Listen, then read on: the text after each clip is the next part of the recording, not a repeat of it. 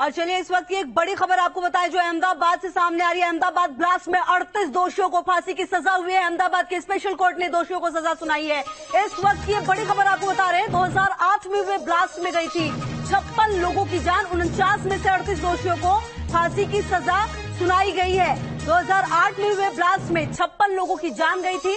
और आपको ये इस वक्त की बड़ी खबर बता रहे हैं। इस पूरे मामले में ये बड़ा अपडेट है क्योंकि आज सजा सुनाई जानी थी। और इस पूरे मामले में अब देखिए क्योंकि 56 लोगों की जान गई थी, काफी बड़ा हादसा था।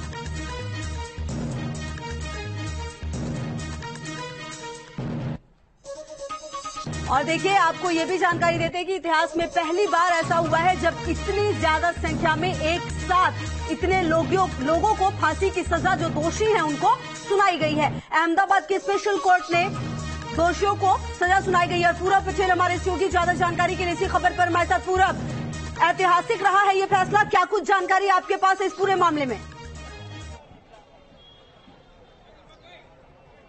बिल्कुल, देखिए देश के इतिहास में ऐसा पहली बार हुआ है कि किसी स्पेशल कोर्ट ने 38 लोगों को फांसी की सजा सुनाई है। और मैं आपको ये भी बताऊं कि 2008 में जब अहमदाबाद में सीरियल ब्लास्ट हुए थे तो वो भी देश के इतिहास में सबसे लंबे और सबसे बड़े सीरियल ब्लास्ट थे, क्योंकि आज तक किसी भी शहर में 20 से ज्यादा सीरियल ब्लास्ट नहीं हुए। तो कोर्ट ने इसको rarest of the rare case माना है। और जो 302 की धारा है उसके तहत और टेररिज्म की धारा है, उन दोनों के तहत इन 38 लोगों को फांसी की सजा जो है वो अहमदाबाद की स्पेशल कोर्ट ने सुनाई है। सभी के जो नाम है, किसको सजा सुनाई है, किस किस को फांसी की, उनके नाम जो है वो धीरे धीरे सामने आएंगे। लेकिन फिलहाल कोर्ट के अंदर से यही खबर आ रही है कि कोर्ट ने इस पूरे केस को rarest of the rare case करार दिया है और उसी के तहत 38 दोषियों को फांसी की सजा सुनाई है। आपको 2008 की बात बता दूं कि शाम का वक्त था और एक के बाद एक करीब 1 घंटे तक अहमदाबाद में सीरियल ब्लास्ट हुए थे।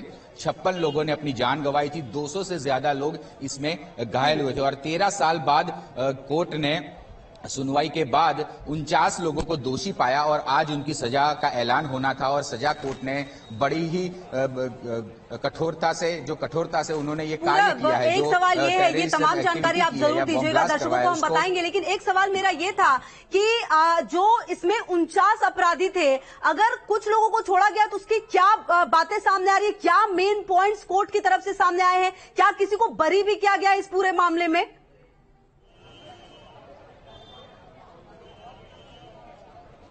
बिल्कुल, इस मामले में 28 लोगों को बरी किया गया था जब सजा का ऐलान होना था 8 फरवरी को।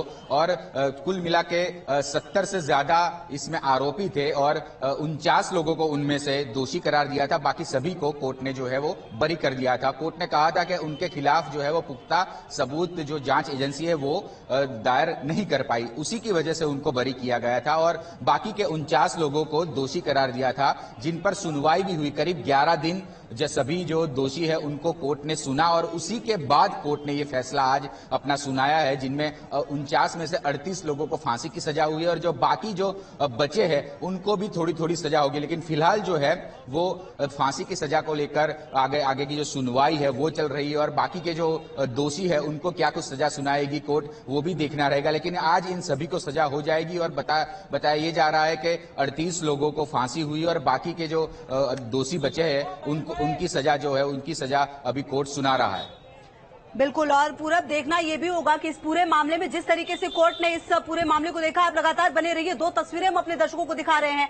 आप देखिए ये वो तस्वीर जब 2008 में धमाका हुआ था, किस तरीके से निर्दोष लोगों की जान गई थी। और अब इस पूरे मामले में क्योंकि रेयरेस्ट ऑफ द रेयर इस पूरे मामले को माना गया है, 14 साल के बाद फैसला आया है।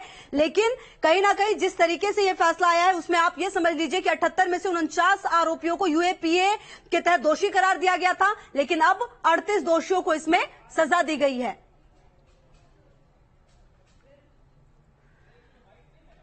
तो देखिए लगातार पूरब भी हमारे सहयोगी हमारे साथ जुड़े हुए। पूरब, एक सवाल यह भी बनता है क्योंकि ये मामला 14 साल के बाद सामने आया है, किस तरह की प्रतिक्रियाएं सामने आ रही है और अब जो आरोपी हैं उनके पास क्या ऑप्शन बच जाते हैं आगे के लिए?